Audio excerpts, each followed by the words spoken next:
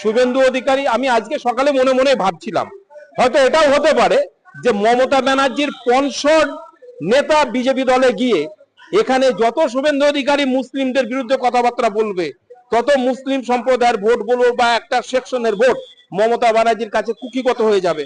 আর মুসলিম vote যদি মমতা ব্যানার্জি পুরো না পায় তাই সরকারে উনি থাকতে পারবেন না। অর্থাৎ যাতে আগামী দিনে 2026-এ আবার যাতে তৃণমূল সরকার আসে সেই দায়িত্বটাই হয়তো শুভেন্দু অধিকারী পালন করছে। হিন্দু মুসলিম বিদ্বেষ করে মুসলিমদের মধ্যে একটা ভীতি সন্ত্রস্ত এবং যে আমরা হিন্দু সম্প্রদায়ের লোক, তোমরা মুসলিম সম্প্রদায়, তোমাদের মমতা ছাড়া কেউ নয়, এই ধরনের কথা ভাসিয়ে দিয়ে মুসলিম ভোট কটাকে একত্রিত করে যাতে তৃণমূলের ঝুলিতে পড়ে আর কি, সেই ব্যবস্থাটাই হয়তো শুভেন্দু অধিকারী করছে। না হলে এই পশ্চিমবঙ্গে প্রত্যেকটা মুসলিম যেভাবে কথা বলা হচ্ছে, মুসলিমরা কখনোই সর্বত্রই যে 95% বলুন বা 90% মুসলিমরা কখনোই তৃণমূলকে পছন্দ করে না, তৃণমূলকে ভোটও দেয় না। কিন্তু আবেগে তাড়িত হয়ে ওই সময় ইমোশনাল এমন একটা এনার্জির একটা হিরিক, এই হিন্দু মুসলিমের ব্যাপার, মানুষ এই সময় আবেগে তাড়িত হয়ে বিবেককে বন্ধ দিয়ে তারা তৃণমূল ছাড়া কোনো অপশন নেই, তৃণমূলকে ভোট দেয়। আর তৃণমূলকে ভোট দেওয়া মানেই তৃণমূল বিপুল ভোটে যেভাবে জয়ী হয়েছে।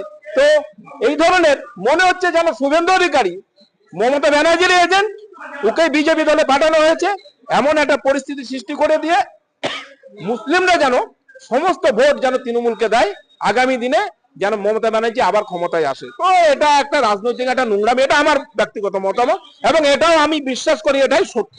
মুখ্যমন্ত্রী কিন্তু আজকেরও নেতাজি ইন্ডোর স্টেডিয়ামে বললেন যে 26-এ আমাদেরকে ভোট দেবেন না তো এনআরসি।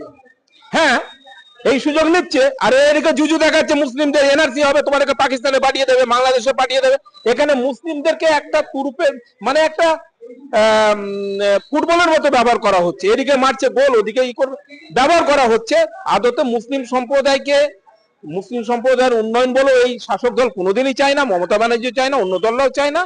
তো যে কাণ্ডগুলো ঘটছে রাজনৈতিককরণ, এখানে আমি বলবো মুসলিম সম্প্রদায়ের মানুষজনকে আরো সজাগ হতে হবে, ওই যে আবেগতাড়িত হয়ে। নাহলে মোহাম্মদের মতো লোক কৃষ্ণনগর থেকে সে এমপি ভোটে জিতলো, যে অত বড় করাপশন, পার্লামেন্ট থেকে তাকে বরখাস্ত করা, তার যে বিভিন্ন রকম যে ব্যাপার, তো সেখানে মুসলিমরা একদম ঢেলে ভোট দিল, লোকসভা ভোটে কোনো অপশন নেই, সে ব্যাপক ভোটে জিতছে।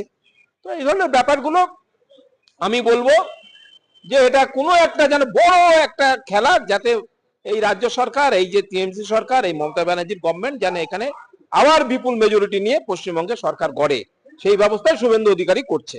আর যদি বিজেপি এখানে ওরা সত্য কথাটা বলুক, অমিত শাহ এসে তার দলের প্রচার করুক, হিন্দু মুসলিমের কথা না বলে ভোটে যাক, দেখবেন আমার মনে হয় না তৃণমূল ব্যাপকভাবে যে মানে রাজ্য সরকার গড়ার মতো সংখ্যা নিয়ে আসতে পারবে।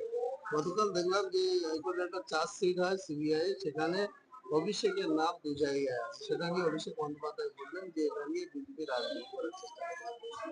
এখন এই যে স্ক্যামের ব্যাপার, যে প্রাইমারি স্কুলের স্ক্যাম বা এই চার্জশিটে এসছে, এখানে সিবিআই একটু একটু করে খেলছে, প্রকৃত ইনভেস্টিগেশন যেটা তদন্ত হওয়া উচিত সেই তদন্তটা তো করছে না।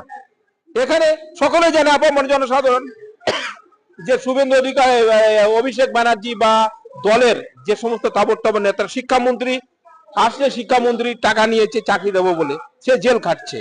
এখানে প্রাইমারি স্কুল বোর্ডের চেয়ারম্যান যিনি ছিলেন আর কি, মানিক ভট্ট, জেল খাটছে। তাহলে তার নেতারা তো দল ছাড়া, এখানে তৃণমূলের নেতা মানে বলতে যাচ্ছি যে মমতা ব্যানার্জি বা অভিষেক ব্যানার্জি জানবে না আর অন্য নেতারা অনেক কিছু করে বেরিয়ে যাবে, এটা হতে পারে না। তো যে কাণ্ডগুলো হচ্ছে এটা একটা রাজনৈতিককরণ। এখানে বলবো সিবিআই নিরপেক্ষ নয়, সিবিআইও কোনো না কোনো ভাবে মানে সঠিক কাজ করছে না। সিবিআই নিরপেক্ষতা নিয়ে মানুষের মনে একটা বিশাল প্রশ্ন জেগে উঠেছে। সম্প্রতি আরজি করে কাণ্ড দেখলাম, তো মানুষ আর যাবে কোথায়? এখন আইন আদালত আছে, কোর্ট আছে এবং কোর্টের দিকে সকলে তাকিয়ে আছে। সম্প্রতি সুপ্রিম কোর্টেও যে চিফ জাস্টিস আর পূর্বতন চিফ জাস্টিস যে আরজি করে কাণ্ডটাকে নিয়ে এমন ভাবে মানে লঘু করে দিল, সেটাও আমরা মর্মাহত। তো যাই হোক, এইভাবে করেই আমাদেরকে বেঁচে থাকতে হবে। ঠিক আছে, বলা আমি সমর্থন করি না, উনি ঠিক কথা বলেনি। কেন বিরোধী দলনেতা বিরোধিতা করতে হবে ঠিক, কিন্তু সেই বিরোধিতা করতে করতে একটা এমন সীমায় না যায় যেখানে অন্য সম্প্রদায়ের মনে আঘাত হয় বা সরকারকে পার্সোনাল মেলাইন করা। আমি শাসক দলের যে আইন শৃঙ্খলার অবনতি বা যে কর্মকাণ্ড বা দুর্নীতি, একে আমি এর চরম বিরোধী। আমি কোনোদিন সমর্থন করি না, আমরাও সমালোচনা করি, কিন্তু সেটা এমন একটা পর্যায়ে যাওয়া উচিত নয় যেখানে ব্যক্তি আক্রমণ, সেটা মানে মুখ্যমন্ত্রীকে ব্যক্তি আক্রমণে নিয়ে এসে এই ধরনের কথা বলা উচিত হয়নি। কিছুদিন আগে মানে 3-4 দিন আগে স্টার আনন্দে প্রোগ্রামে দেখছিলাম যে মুখ্যমন্ত্রীকে মক্ষী রানী বলে এই ধরনের অশ্লীল একটা নোংরা ভাষায় এটা কথা বলা, এটা বিরোধী দলনেতা বলুন বা ওই দলের বিজেপি দলের যে নেতারা যে সমস্ত বক্তব্যগুলো রাখছে, এদের শালীনতা বজায় রাখা উচিত, এরা ঠিক বলছে না। 2026-এর আগে আমরা দেখতে পাচ্ছি কে সবচেয়ে বড় হিন্দু, তার প্রতিযোগিতা চলছে। মমতা ব্যানার্জি বিধানসভায় দাঁড়িয়ে বলছে আমি হচ্ছে ব্রাহ্মণ ঘরের মেয়ে, আর শুভেন্দু অধিকারী বিধানসভার বাইরে বলছে আমি সনাতনী, আমি হিন্দু ঘরের ছেলে। মানে 2026-এ কি হবে পশ্চিমবঙ্গে?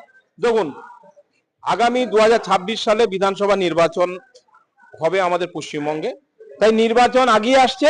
এই জন্য বিভিন্ন দল, বিভিন্ন রাজনৈতিক দলের নেতারা কাদা ছোড়াছুড়ি করছে। শুভেন্দু অধিকারী, আমি আজকে সকালে মনে মনে ভাবছিলাম হয়তো এটাও হতে পারে যে মমতা ব্যানার্জির পনসর নেতা বিজেপি দলে গিয়ে এখানে যত শুভেন্দু অধিকারী মুসলিমদের বিরুদ্ধে কথাবার্তা বলবে, তত মুসলিম সম্প্রদায়ের ভোটগুলো বা একটা সেকশনের ভোট মমতা ব্যানার্জির কাছে কুক্ষিগত হয়ে যাবে। আর মুসলিম ভোট যদি মমতা ব্যানার্জি পুরো না পায়, তাই সরকারে উনি থাকতে পারবেন না। অতএব যাতে আগামী দিনে 2026-এ আবার যাতে তৃণমূল সরকার আসে, সেই দায়িত্বটাই হয়তো শুভেন্দু অধিকারী পালন করছে। হিন্দু মুসলিম বিদ্বেষ করে মুসলিমদের মধ্যে একটা ভীতি সন্ত্রস্ত, এবং যে আমরা হিন্দু সম্প্রদায়ের লোক, তোমরা মুসলিম সম্প্রদায়, তোমাদের মমতা ছাড়া কেউ নয়, এই ধরনের কথা ভাসিয়ে দিয়ে মুসলিম ভোট কটাকে একত্রিত করে যাতে তৃণমূলের ঝুলিতে পড়ে আর কি, সেই ব্যবস্থাটাই হয়তো শুভেন্দু অধিকারী করছে। না হলে এই পশ্চিমবঙ্গে প্রত্যেকটা মুসলিম যেভাবে কথা বলা হচ্ছে, মুসলিমরা কখনোই সর্বত্রই যে 95% বলুন বা 90% মুসলিমরা কখনোই তৃণমূলকে পছন্দ করে না, তৃণমূলকে ভোটও দেয় না। কিন্তু আবেগে তাড়িত হয়ে ওই সময় ইমোশনাল এমন একটা এনার্জির একটা হিড়িক, এই হিন্দু মুসলিমের ব্যাপার, মানুষ ওই সময় আবেগে তাড়িত হয়ে বিবেককে বন্ধক দিয়ে তারা তৃণমূল ছাড়া কোনো অপশন নেই, তৃণমূলকে ভোট দেয়। আর তৃণমূলকে ভোট দেওয়া মানেই তৃণমূল বিপুল ভোটে যেভাবে জয়ী হয়েছে।